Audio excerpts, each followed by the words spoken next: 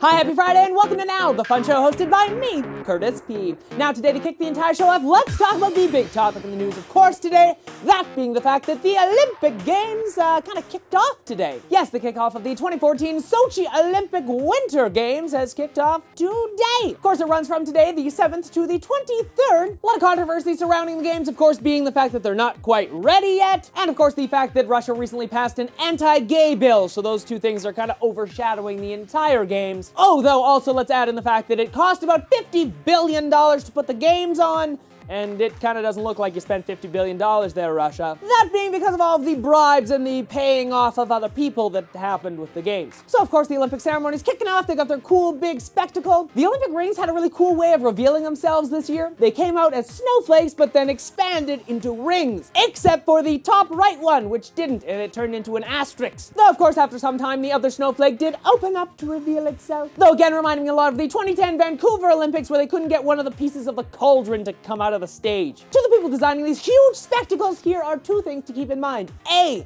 don't mess with the cauldron. Have it be like a thing that's already built and you just light it. Simple enough. Number two, as for the rings, as we see today, have those also already built and just light up. Don't let those things mess up. Simple enough. Let them be there. Everyone sees them. Everyone knows they're coming anyway. That way you really can't mess it up. Of course, along with the Olympic Games opening up today, a lot of talk about the anti-gay sentiments around the games and in Russia itself. So many websites, including Google's homepage, sporting a very gay-centric Olympic logo. Google's homepage looking like this, sporting the sort of rainbow flag-esque logo. Also below that, they have a very blatant statement from the Olympic Charter that pertains to all of this sort of stuff happening. Along with that, the other logo that I spotted was the Guardians logo. They have the G in a gay flag type coloring. Though Rob Ford had to chime in on all of this apparently. He wasn't happy the gay flag was still flying in front of Toronto City Hall today. He doesn't support having the flag flying in front of City Hall during the Olympic Games. He ordered the city manager to actually take it down. The flag was being flown along with other cities across the country in this time to show solidarity. He told a reporter that this is about the Olympics. This is about being patriotic to your country. This is not about someone's sexual preference. In a statement by Deputy Mayor Norm Kelly, he stated there's no antagonism between the two flags.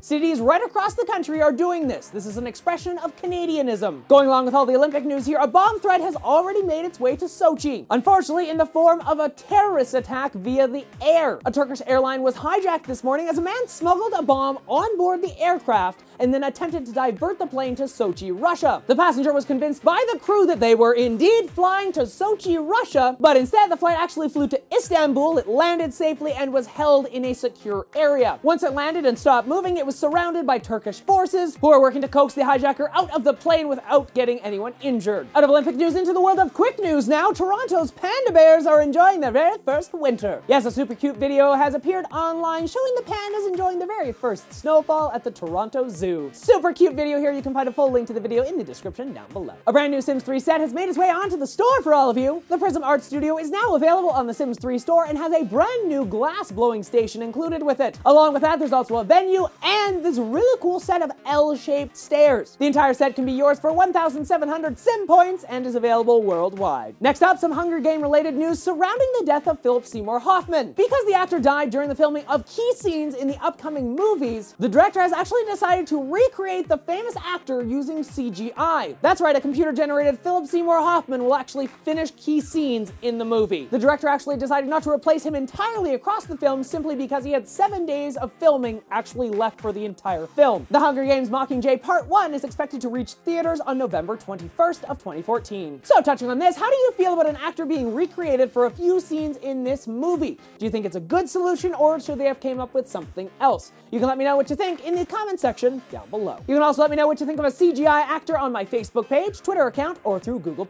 Links to all that and the other topics I talked about in this episode in the description down below. Check out all the links down there, tons of really cool stuff. Of course, if you enjoyed today's show, why not hit that like button, subscribe, and share the show with your friends. Until next time, I'm Curtis Parody, and that's what's happening now.